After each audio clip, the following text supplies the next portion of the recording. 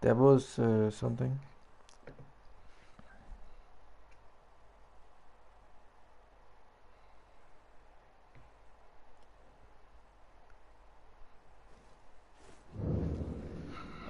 Das, was triggern.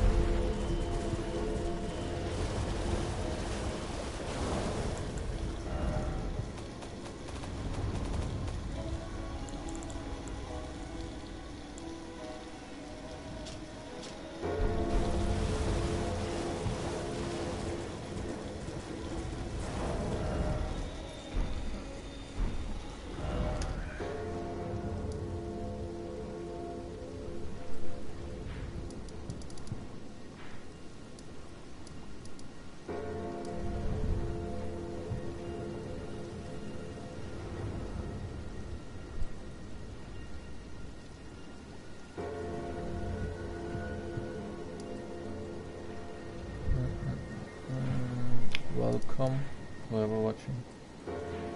I do not know what I'm doing. I'm telling you. I'm just going places. Yeah.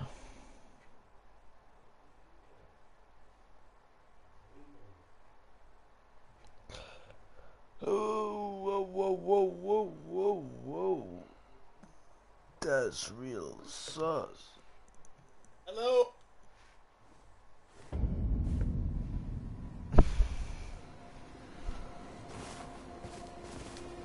I'm, I'm about to. I'm about to jump at the cliff.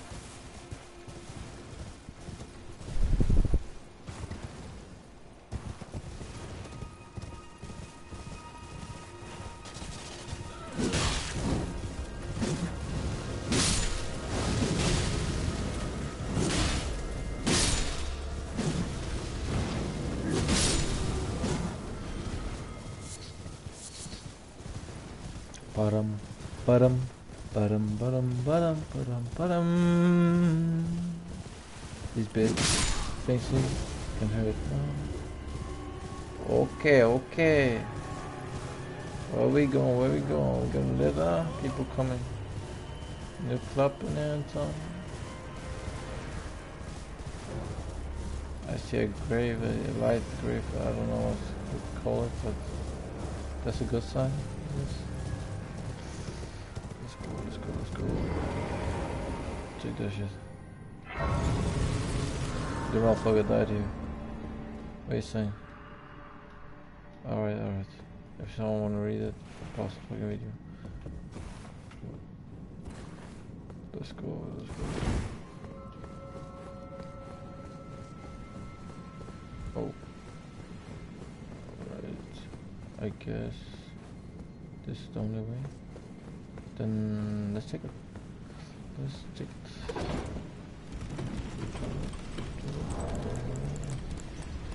Oh yeah, you ain't got that shit. Oh.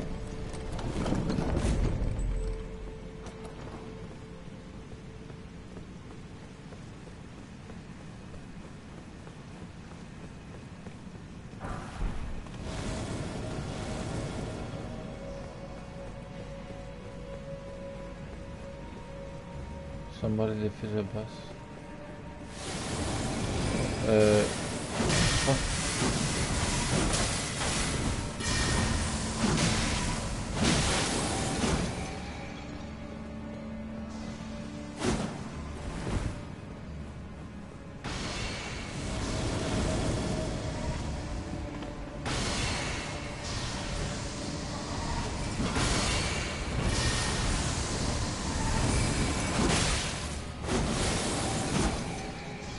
Ah, fucking annoying.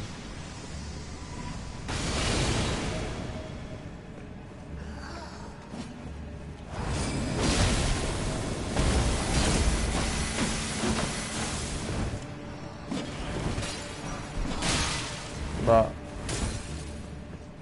where's this motherfucker?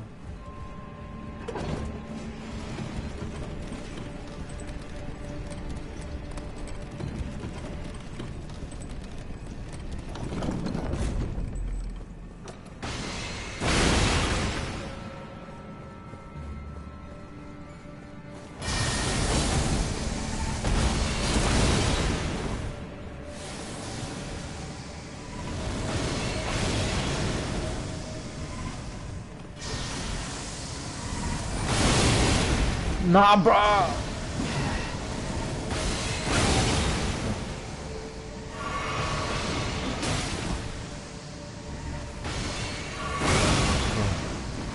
hate it. Bro, this motherfucker. Can hit it from there.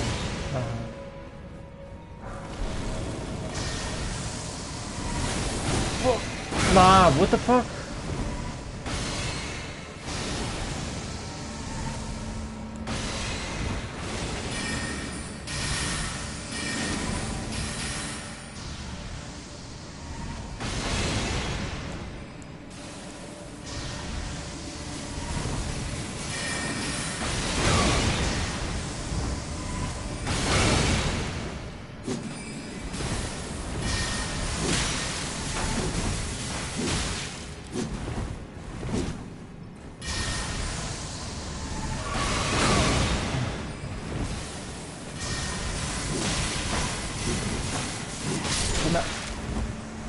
You died too.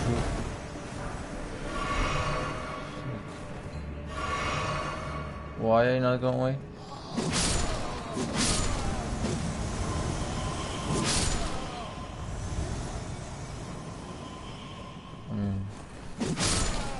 One kill. I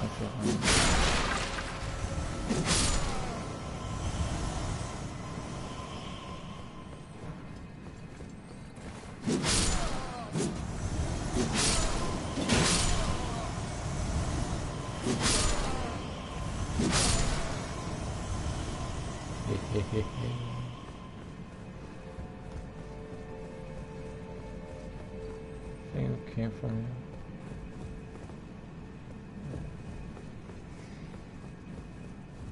There's more to this place.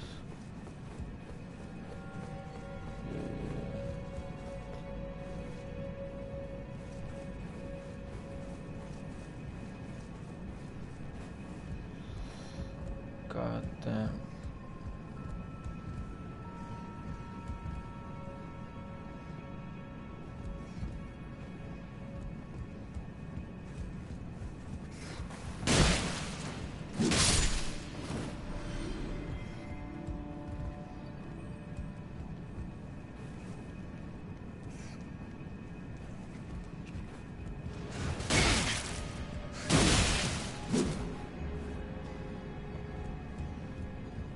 This is too... Okay. Try to come.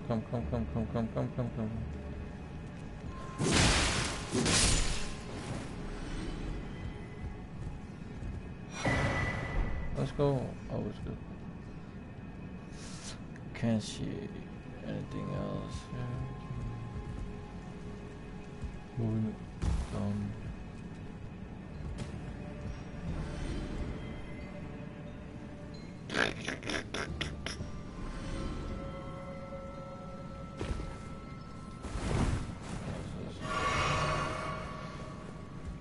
If I wasn't my proudest moment, but we just, you know, talking with myself.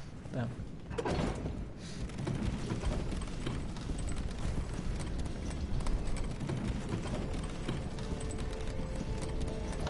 A nice versatile 5 mix. There were more to talk about, and I asked if you guys would like to see another set.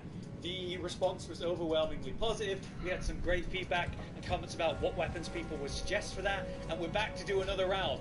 So, let's get started. We begin with a weapon that was, well, talked about quite a bit in the comments of the first play video, and for good reason. This is the God Slayer Greatsword, and it is actually a colossal sword, not a greatsword. It's quite a fast and vertical swinging moveset for a big heavy weapon like this. So I actually love that light attack combo. The heavy attack combo, again, unique, double heavy in this way. It's not uppercut on the second hit. It's really interesting and potentially really good ball catch in PvP. Design-wise, just look at this thing.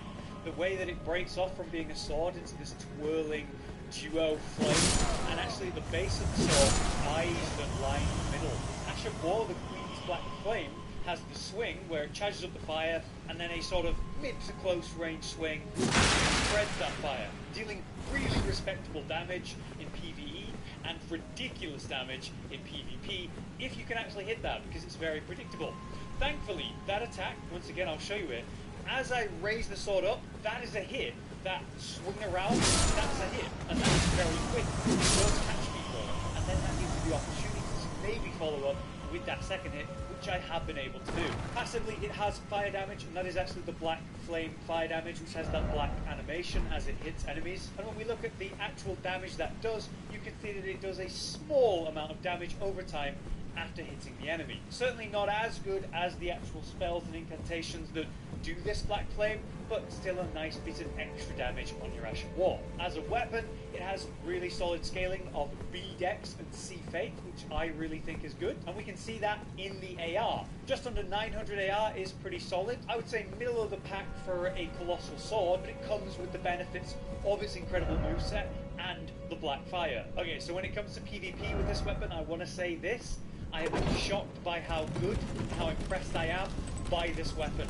Its moveset is so solid, you trade so well. It's a colossal sword, so you have that crouching poke or roll poke, which is kind of like the basis of any colossal sword in PvP, and then you have the faster light attacks, even heavy attacks, and the incredible Ash of War that has that 2-hit combo. As I say, the first hit comes out quick, it surprises people. Sure, you're not likely to hit that second hit, but if you do, it's going to absolutely chunk them out and burn them over time, which is very threatening because it has reasonable range.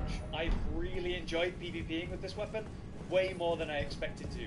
Fully recommend it for that purpose. When it comes to PvE, again, it's really good. This is a colossal sword with a fast moveset. You cannot go wrong with that. And if you want to do the regular jumping attacks or poke attacks, you can. You're able to stagger bosses and enemies really easily with a big weapon like this. I think the damage over time from the fire is a bit underwhelming when you see it in action, but it is still nice to have, and the range of the Ash of War is good. The actual damage of the Ash of War on the real fire strike is where the damage comes from, and that is good damage. Alright, so to get the sword yourself then, you're going to want to come to Caelid, and we are at the northern point of Caelid. Actually, the unique straight sword then, it comes with a really powerful and useful Ash of War, which you just saw me use. And then the D Faith. You might take one look at this thing and go, ah, that can't be good. You're also wielding the Wind Scythe as a bonus. This thing is incredible. A curved greatsword, so a big heavy hitter, with strength scaling B and faith scaling B.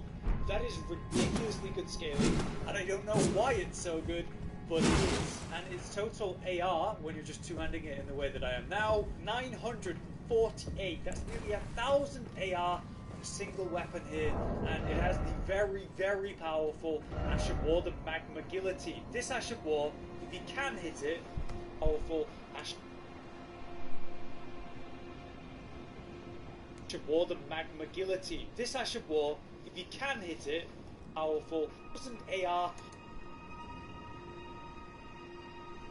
sync?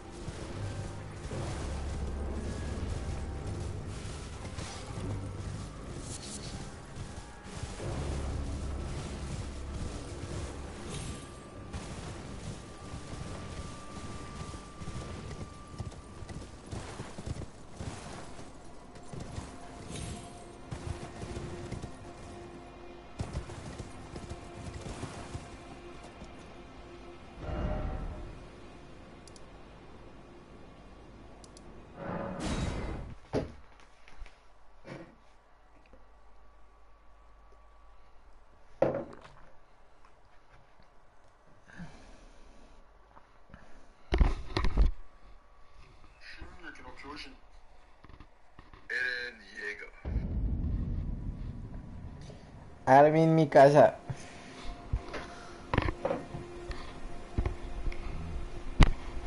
Dragon Ball. Goku. Goku. Naruto. Uzumaki.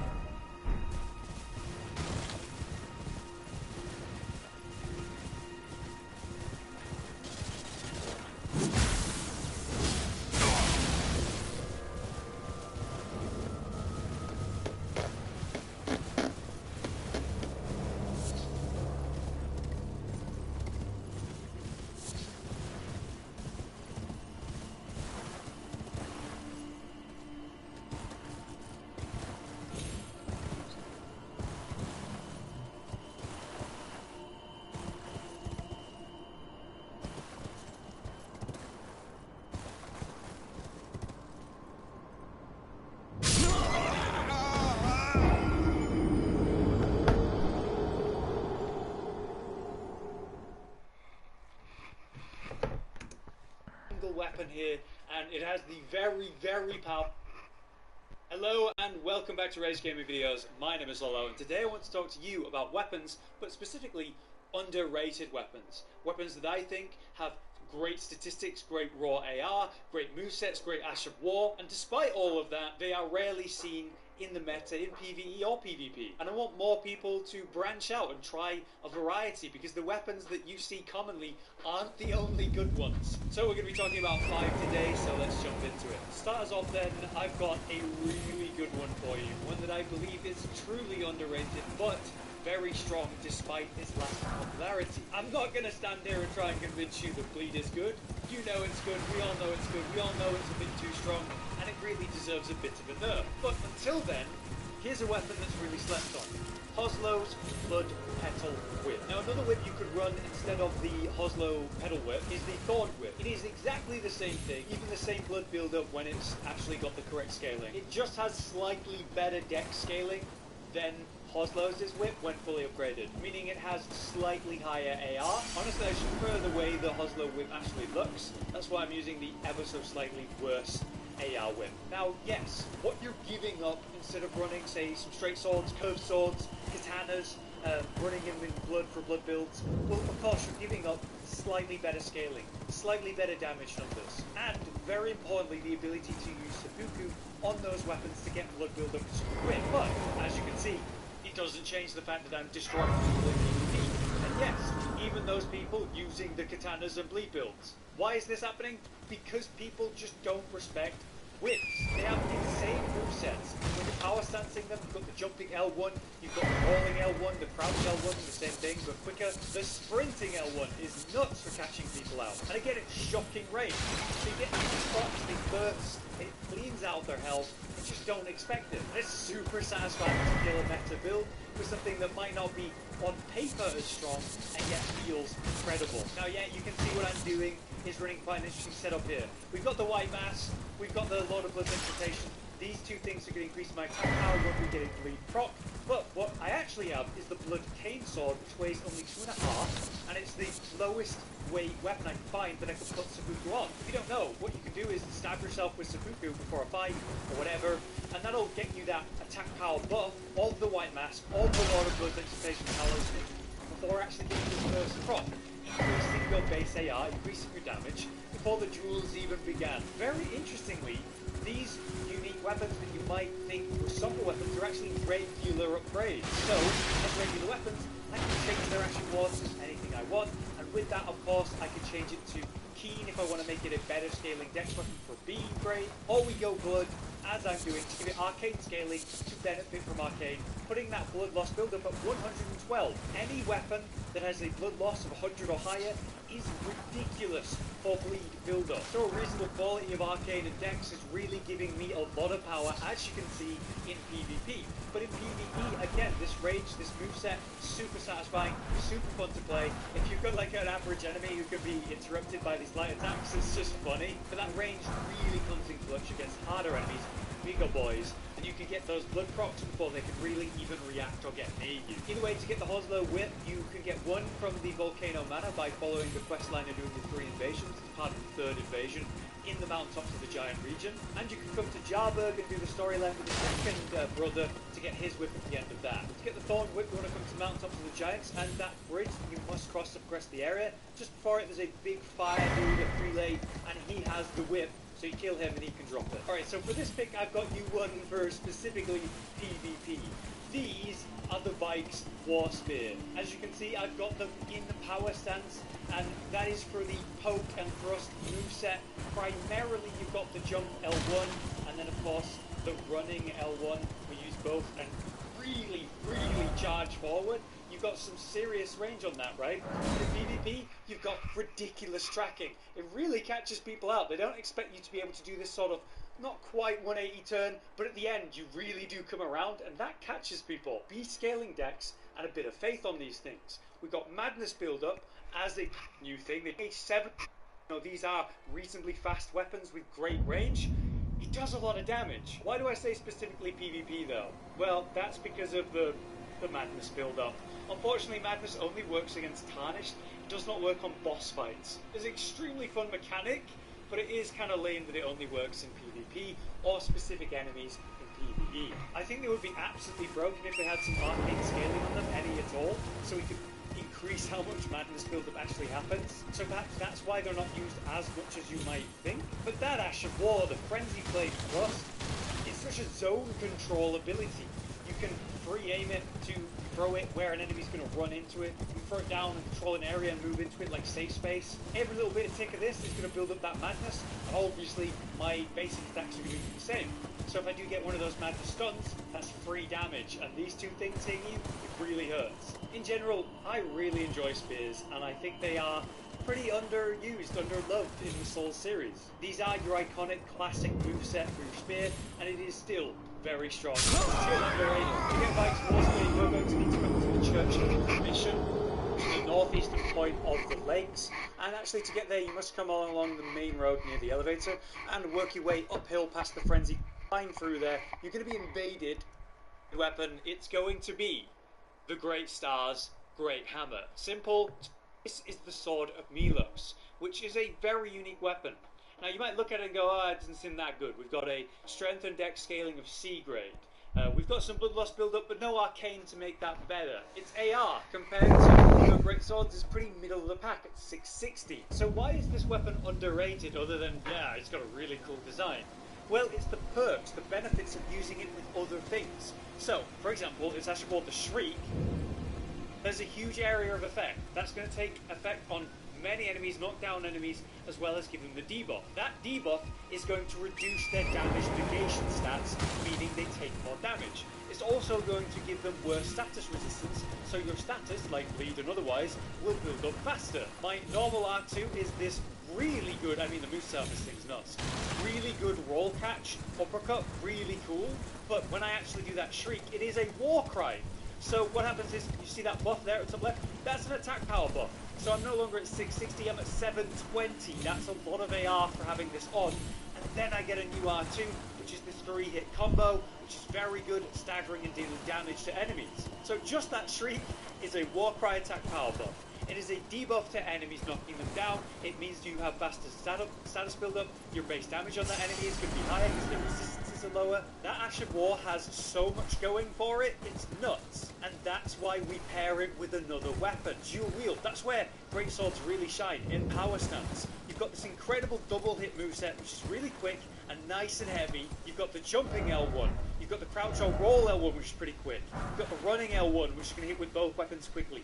And that does a lot of damage. You look at this in PvP, the damage, the numbers is really high. I'm doing something like 1,200 on jump attacks. That is one-shotting some players in these duels. Obviously paired with a great weapon like the Blasphemous Blade here, well, that's one of the top tier weapons in the game. Then you've got really cool versatile options. You swap with that, and then you've got the Ash of War for the slam, for roll catching, and you have the lifesteal effects of that blade as well. Both of these weapons, again, have low requirements, not amazing scaling. So what you can do is you can keep your stats low to reach the bare minimum, get some nice damage thresholds, and then pump your stats into other things, like Fade perhaps, to do some incantations. I've got the base level here, which means I've got the beast incantations, and as you can see, it's pretty good against a low target enemy who's just trying to run and stay alive, and I'm trying to catch him with very low damage that's quick. Got him eventually. Yeah, man, in power stance with these two weapons specifically, wonderful. I love what it brings to the table despite it being middle of the pack statistically, and that's what I mean about underrated weapons, man. You might look at the statistics and go, that's not going to be great, but the moveset, the Ashes of War, the potential from running it with something else, it can really make it shine, and it's so fun to use. We have a full guide to the Gun Meter and how to get his weapon and his equipment on the channel to check out, but the short version is you need to get a Seedbed Curse, then speak with him in the round table, he will give you a key, then you free him in the sewers of Lindell, and he invades you at the moat outside of Lindell, and by killing him there, you get the sword. Okay, I'm back to talk spear once again, but I swear it's different this time. These are actually sword spears, guardian sword spears. They're incredibly powerful, and for some reason, very few people use them. 80 scaling index, which is comparable to your best.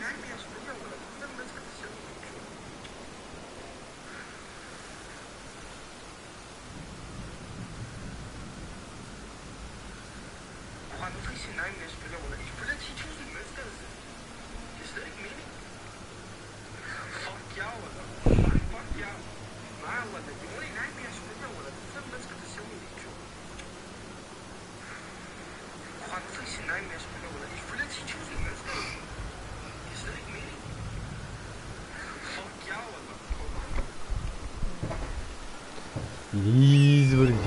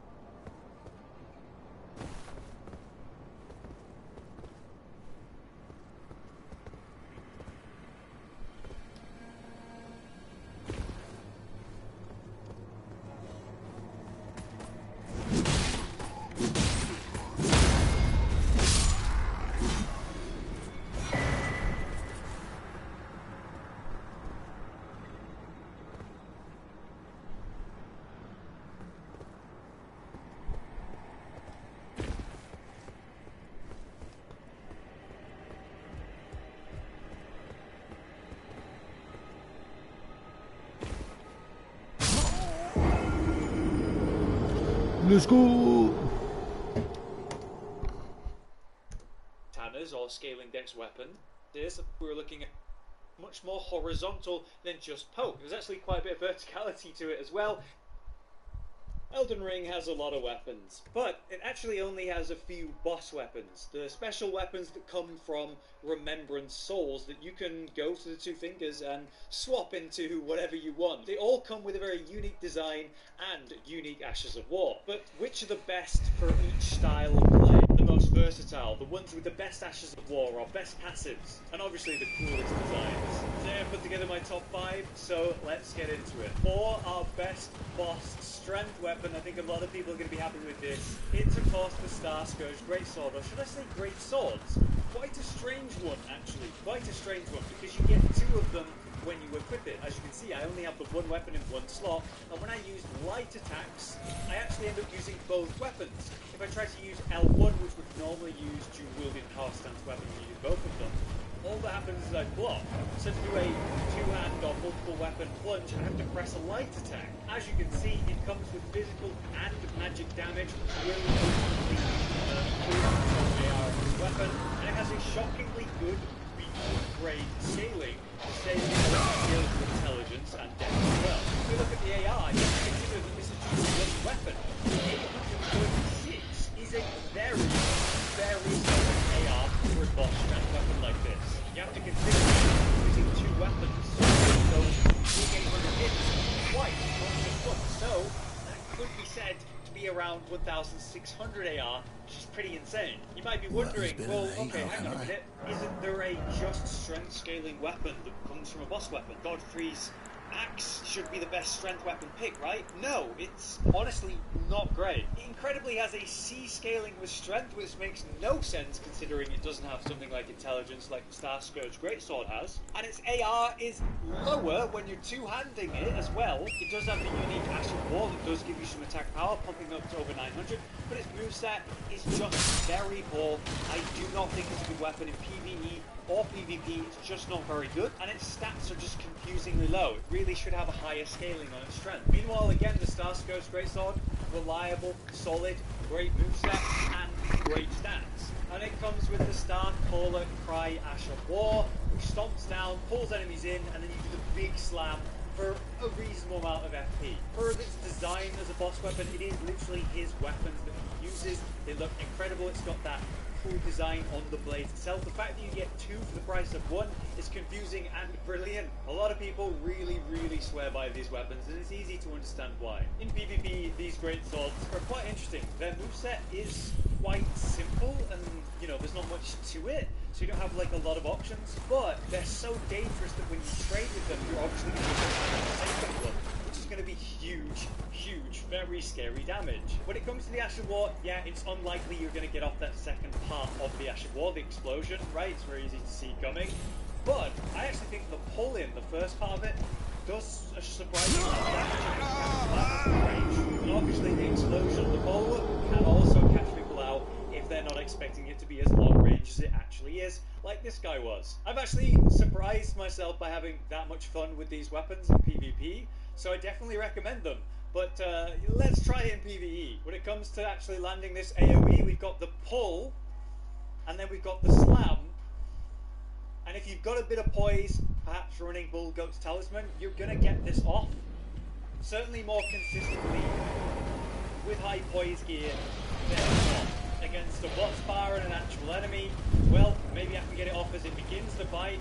500-ish damage, there's the slam, 2,300, that's not bad at all. And with weapons like this, you've got jumping, lunges, it's just, yeah, this is a good weapon set. The fact you get 2 for just the 20 weight that it actually costs, you're going to have to commit the 15 intelligence to actually run these, and it might be wise to run some mine, so you've actually got more Ash of War potential in PvE. It's not so important in PvP. Yeah, I've been really impressed with these. Definitely one of the better boss weapons. And your great pick for strength, despite logic saying, yeah, Godfrey's axe, that really should be the strength weapon. For our best dex boss weapon, I think this is an obvious one. There isn't one even remotely close, right? It's the Hand of Melania, the katana that Melania uses. A really cool design because it's literally the weapon that is attached to her. If she kind of transforms with her arm throughout the fight. A subtle gold weapon that is very long, and actually almost as long as the very long katanas, the washing poles, the Nagakiba. Now, of course, the downside of a weapon like this is we cannot make it keen to make it better with dex scaling.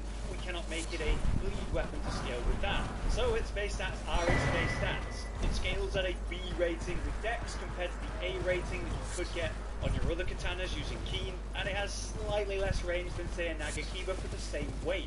So why would you use this weapon? Why do I consider it a good weapon? It's because of the Ash of War, of course. Waterfowl Dance is the incredible iconic attack that Melania uses against you. Swinging into all of these attacks, leaping forward, and ultimately slashing the air apart. While you don't have the exact same ridiculous tracking that she has, you can free aim this, and that can be incredible in AoE scenarios or in PvP where you've got someone caught in a tight area like a corridor. Interestingly, this weapon is not really worth two-handing, which you might think it would be, because it's not scaling from strength at a D rating.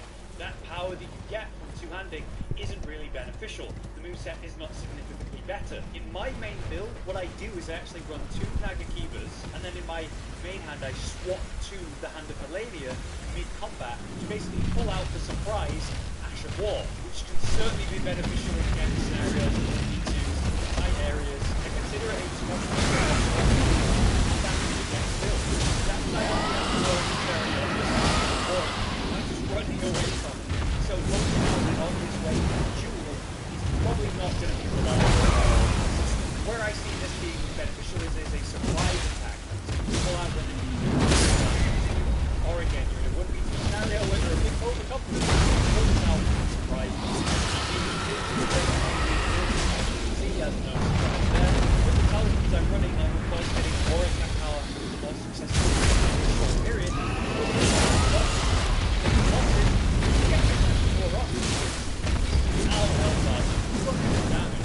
Super satisfying. Sword looks cool, and this is obviously my top pick for a good reason. The best arcade and boss weapon, I don't think it's even up for debate. I think this is a straightforward answer. This incredible spear is Mohgwyn's Sacred Spear. It is the weapon that is used against you by Mohg himself, and of course, it is the weapon he uses Nihil against you, which you can use in the exact same way for huge AoE around you, dealing blood loss or blood build-up, which is huge damage when it procs. Of course, blood is nuts right now, especially when you're running an arcane build, which this is perfect for. Which also, of course, when you use it, buffs up the weapon, increasing its damage. This is a fire-based weapon, so you're going to get some bonus fire damage while it is, of course, buffed up. It has 718 AR with my interesting stats right now. This is to make this build. The AR goes up to 748 when you, of course, use the Ash of War to buff up its damage, to get some more fire damage on the weapon. So yeah, a really solid AR for a weapon that isn't based on dex or even strength in some cases with spears, and is again a spear, a really reliable spear. So you're running R2, you know, you've got your plunge attacks, they're rolling R1. It's a quick weapon with long range and incredibly cool and versatile, useful Ash of War for bleed build up. I mean it. In PvP, this thing is a menace. You combine it with the swarm of flies, that pressure's done, and then you create that buffer, that area where they're kind of trapped. It's either take the swarm of flies or take the nihil.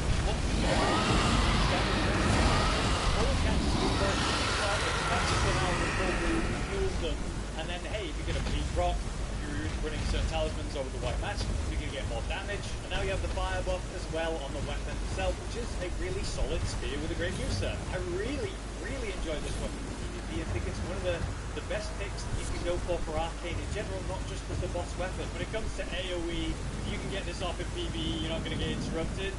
My god, the range of it, the damage of it, the blocks. I mean, they walked into it when it was basically done and it still killed them. In boss fights, that L2 damage is really respectable. I'm good far away. 1,500, 2,000. Let's see if I can do it again. It walks into 1,000, 2,000, 3,000. I'm only getting off the first 2 procs, not even the third hit. Now, yes, I won't lie and say that's going to be easy to get off in boss fights consistently, but you can see the damage is pretty damn reliable. If you just go for the first proc, get the fire buff, and then leave it until you see a really good opportunity, that works pretty damn well. And now for my top pick for boss weapons, flat out.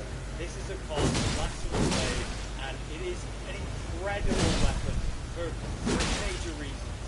We have its design, which is absolutely gnarly and horrific. The writhing hands of the family of Rykard and the Serpent family. Then you have the Ash of War, the Maker's Claims, which is a long-range, very powerful Ash of War that cleans house in AoE from PvP, and in PvP you can catch people out for a proper bigger check with this thing, and it's well worth your FP. And then, thirdly, you have the passive effect of this weapon, where you get health back when you defeat an enemy. Meaning, what you can do is instead of running it as your main hand, you can run it as offhand. You can have it equipped and just have it on your back, not even thinking about it while you run a main weapon, getting the perks of that weapon's passive if you have the endurance for it. Brilliant for progressing the game then, because you're going to be able to sustain levels as you're taking hits and exploring. Statistically, it's just a great option. A scaling base weapon with C on strength and C on dex. That is really solid. We're talking about 801 AR on a great sword, and you know, like I say, you could have this in offhand, you could do power stance, that's a lot of damage for something that's so versatile. Here's one. As a weapon, this moveset, great sword moveset, very reliable. I like to have this with an offhand shield that I can carry with, and you can get nice hits from that, but it's the Ash of War, man, that's the flame attack. You could basically give them a dodge this whole situation, and it didn't go. Again, it's a serious figure check. This was a lot of damage. With the right build, you could be one-shotting people with just the single Ash of War land. You could pre-aim it so they end up rolling or running into it, trying to avoid it. Certainly great for invasions where you're dealing with 1v2s as well. As a fire weapon, it's really reliable in your boss fights, but that Ash of War, look at that, 1,400 hit from downtown. If you don't miss like me, it's pretty good damage. Against an enemy like this, it's just wonderful. It actually staggered him. It staggered him. It's ludicrous. Oh, still alive, still alive. There we go. Again, brilliant weapon. All around. One of the best, if not the best boss weapon. Design-wise, absolutely great moveset, great sword. Uses it in different ways because of its passive effect, and its damage, that Ash of War, so good. And for our last pick, our wild card for this has got to be the Sacred Relic Sword. The final boss weapon that I think a lot of people are aware of at this point due to the, the rune farm strategy, which is where I'm standing right now. Watch me miss the front guy. No, I got him, cool. Yeah, it's a huge cone AoE that just goes like a wave. I mean, it's literally called Wave of Gold, and does huge damage, holy damage, and perfect for rune farming, right? But the question is this actually good in PvE and PvP? Statistically, we have a Dex B grade, and then you have the Faith C. We're talking about just under 800 AR, which is pretty comparable to the Rykard sword, right? And I do really like its design. I mean, what it's made of is disgusting, but visually it looks really cool, and that glow that builds up from the base of the blade to the tip. I really like looking at this. Just having it on your shoulder when you're walking around, really cool for a Holy Knight style of gameplay. I mean, yeah, in PvP, it's kind of what I was expecting, right? Where you have a really nice moveset with a weapon, the base moveset's really nice and I really enjoy it. Then we have the Ash of War, right? And that's kind of what it's all about, the Wave of Gold. It is a huge range cone. Now in PvP, that means you're going to catch people if they do not roll it. If they run sideways or try to roll sideways and panic, there's a good chance for it because you don't do good damage. But then you look at the more common scenario. Okay, there's this wave coming at me, if I just roll straight through it, and it's behind me now, that's it. Every time someone's kind of on it or aware of how this Ash of War works, it doesn't work. The moment they don't know what's going on, it has a good chance of hitting them. But that's not a really reliable thing for me. And while I think the weapon is really cool in PvP, and the Ash of War is neat, it's good for invasions, I reckon. When you're dealing with 1v2s, you're catching people out, or there's a sort of battle or 2v2 happening, there it would be really good. But in duels, it's definitely predictable, but I still think very fun to use. But just because it's not literally the best pick in PvP does not mean it is not a great weapon, and I can understand why so many people brought it up in the main weapon build. I mean, come on, that's never not satisfying what I just did to those guys. Take this to an actual boss, where the Ash of War is actually going to be more reliable, step back at range, get it off, and they're obviously going to just take the hit from it. If I do it at medium range, I can still get it on, through my poise, it gives me enough to work with. Yeah, it's solid. You've got really good range, really good opportunities to land that. It's a consistent action war in PvE. So for your general gameplay, your mob play, your boss fighting, it is really good. It's just a bit unreliable in PvP. So those are my top picks for the boss weapons. I suppose I'll do your strength weapon, your next weapon, your arcane weapon. In general, I think the designs of all of these are very cool, very satisfying to look at. Let me know what you thought. Actually, what do you think? Is there any other boss weapons you would include in this list? If you have enjoyed the video though and would like to see more of this type of content, please let me know with a like on the video. But until next time, I've been Hollow, you've been you. Thanks for watching.